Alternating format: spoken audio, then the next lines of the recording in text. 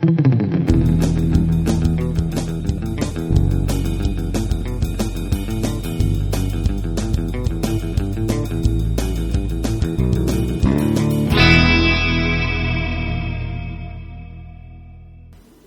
everybody, welcome to another episode of Sitting Down with Brian George.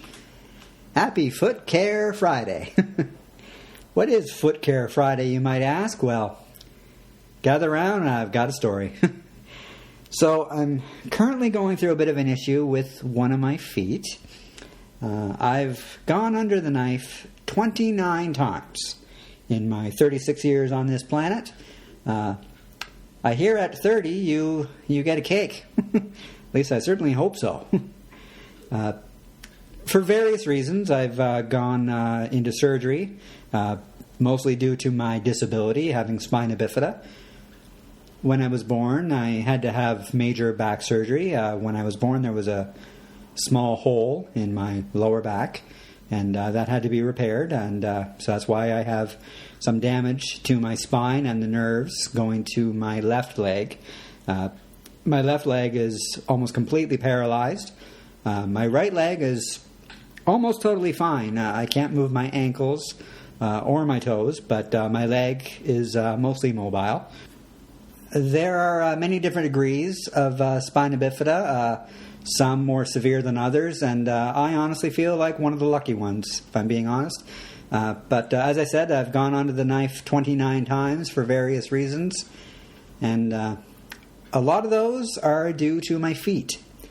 I don't have the best feet, to be honest. They're what God gave me, but, well, they're not so great. My toes are not the straightest, and that is really the most of what my surgeries have been. A lot of them have been doctors just trying to fix my toes, and I've finally come to the conclusion, well, it's just not going to happen. And that's really what I'm going through right now. It's one of those things where I've been dealing with this for a very long time. It really goes back to my last operation on my toes. I believe it was 2000. It was either 2002 or 2003. I was living in Trenton, Ontario at the time with my family, and we found a doctor in Toronto, and he wanted to take a crack at it. I knew it wasn't going to work. Back in my mind, I knew this was a little pointless, but hey, let's give it a shot. So we went to Toronto, my mother and I. My dad was out of town at the time on business. And the doctor's idea was, we're going to put you under. We're going to stick pins in your toes. Sorry, this is going to get a little graphic. Probably should have said that earlier. He put pins in my toes, and that was it. Surgery would be over. Some time would go by. We would take the pins out, and voila, your toes would be straight. Well, that doesn't work. We took the pins out. The toes pretty much went back to the way they were. But the story doesn't end there. Unfortunately, because I have very poor circulation in my left leg, a lot of those wounds, well, they didn't heal. So many years later, after trying multiple times to fix the wounds on said toes, especially on the big toe on my left foot, because it was pretty bad. Not going to lie. It got to the point where we had to have a worker come to the house almost on a daily basis and bandage my toe. It was not fun. Got to the point where I went into my family doctor one day. I looked him straight in the eye and said, I want this toe gone. I just want it gone. So he set me up with a plastic surgeon in Campbell River. We were back living in BC at the time, in Vancouver Island. And a few short weeks later, well, that toe, she gone. I remember I kind of celebrate that day, to be honest. I don't know why. Call it a little sick.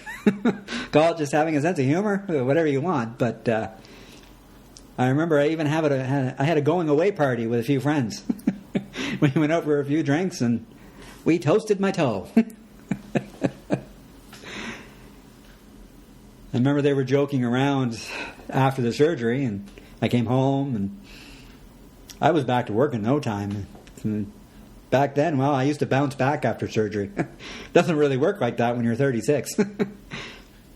But we were joking around. They were saying, well, did you keep the toe? I even had someone say that to me yesterday. We were talking about it. Did you keep the toe? I wanted to. I really did. I was going to take it. I was going to get the bone and put it on a necklace. Well, that was a great idea. Yeah, they wouldn't let me do that.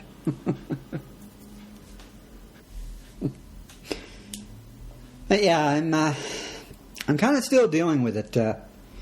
Thinking back, I probably should have had more than just 2 toes removed. I had the big toe removed on my left foot because of the surgery that never healed, and the pinky toe on my right foot is gone due to a surgery that was, well, it was just botched. It was actually here at the IWK back in, I'm going to say 89, could have been 1990. It was back when I was living in Greenwood, and it just didn't go well, to be perfectly honest. And so that toe's gone now too, and but I'm having an issue with another toe on my left foot. Basically the same thing.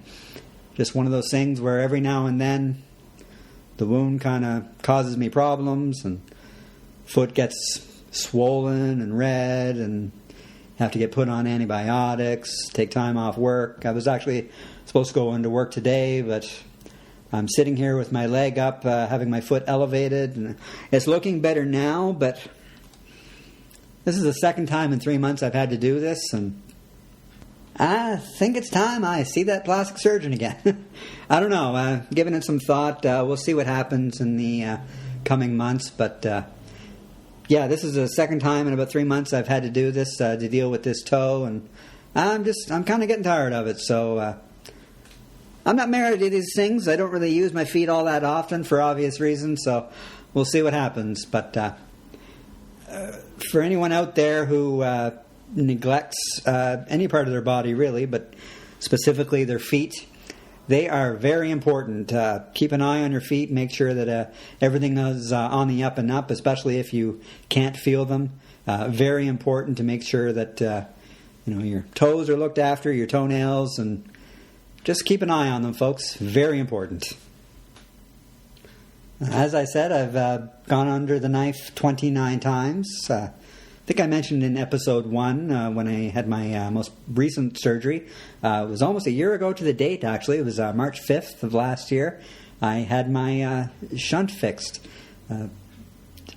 As I said, I have spina bifida, and one of those things that goes along with it is I have a shunt in my head that drains the fluid from my brain to my stomach, and I've had that fixed, I'm going to say 6 times. I might be off by 1 or 2 there, but especially growing up, as you grow, well, it just needed to be replaced. Things stretch, things move, so growing up had that fixed or replaced altogether a few times, and I'd say probably the most noteworthy story is when I was living in BC. I believe I was either, it might have been 12 or 13, maybe 14, and I had a new shunt put in just because I had grown and I needed a new one, and some time had gone by, and I remember I developed having some headaches.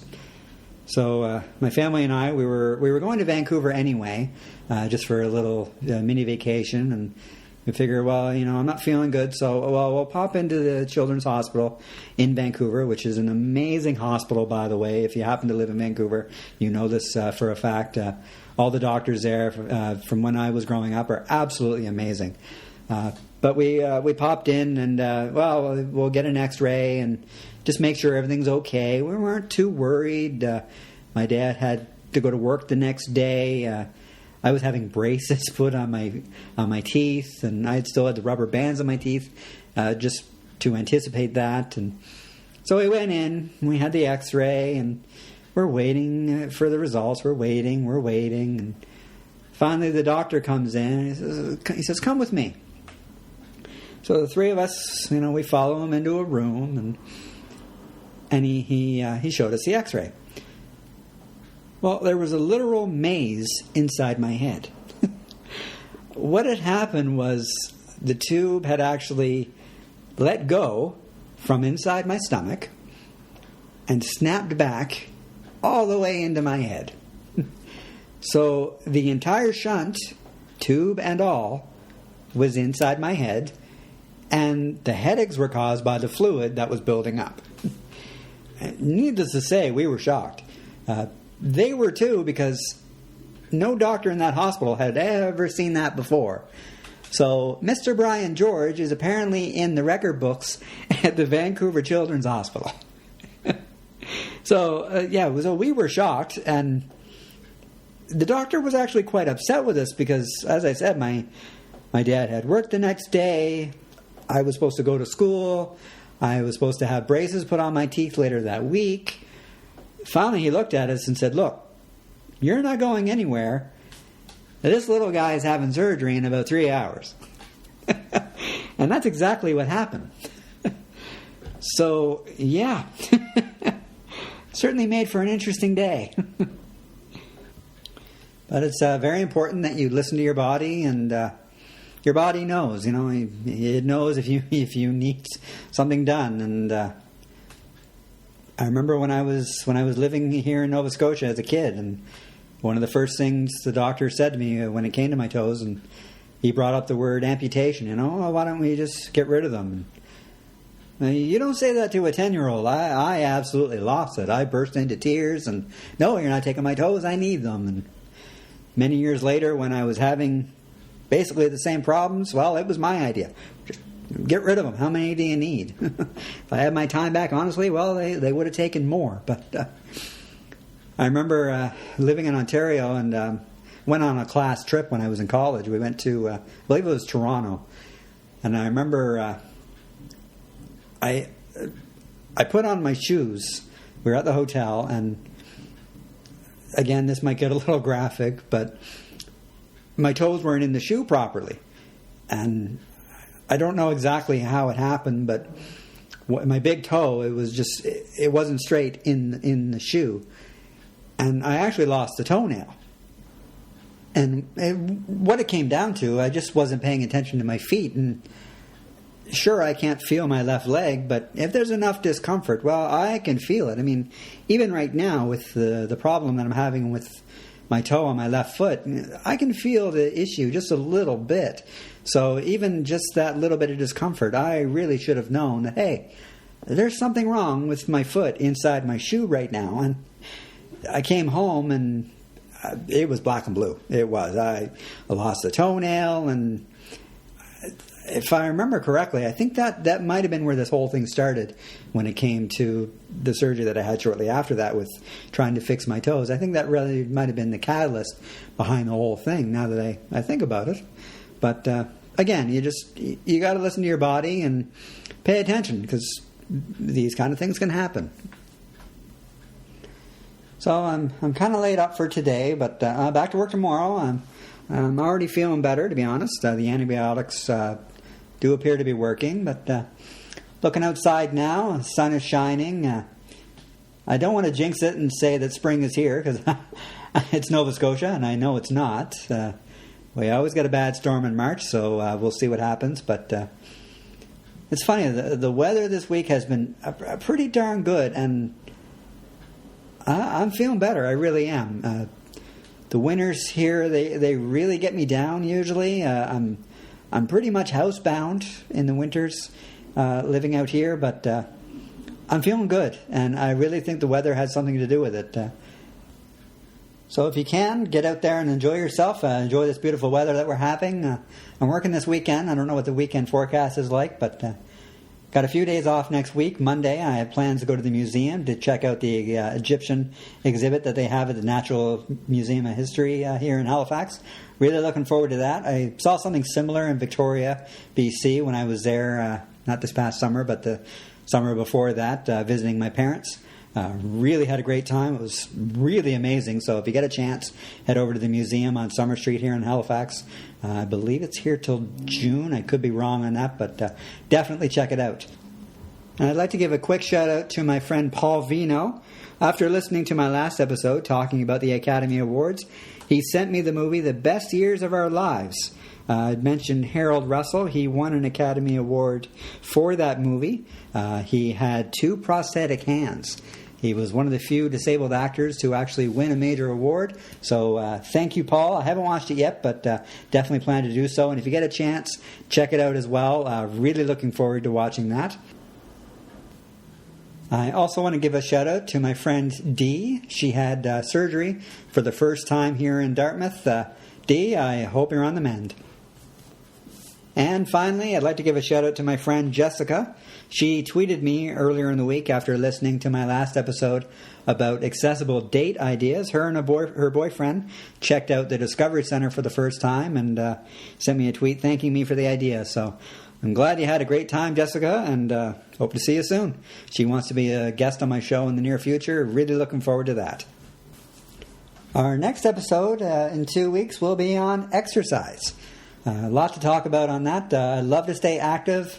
For those who know me, that's why I don't like the winters here, because it's hard for me to get out and enjoy myself and wheel around. I recently got to the rehab center, and they gave me some great ideas on how to exercise when there's snow on the ground and I can't go anywhere.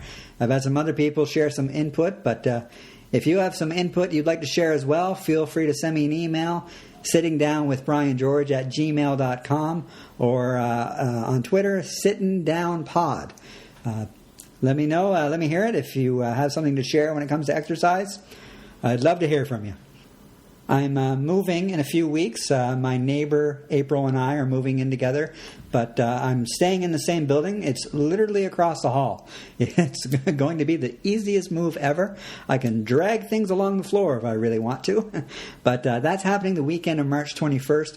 I don't think that'll get in the way of the show, but there may be a week or two where there is no show. I'm not sure yet, but hoping that doesn't happen. But either way, I'll be back in 2 weeks with a show about exercise. Thank you for listening, and thank you for those who have shared your kind words on the show so far. It really makes my day, and I'm really glad that people are enjoying the show so far. So thank you again. I'll be back in 2 weeks, and remember, stand for something, even if you can't stand. See you next time.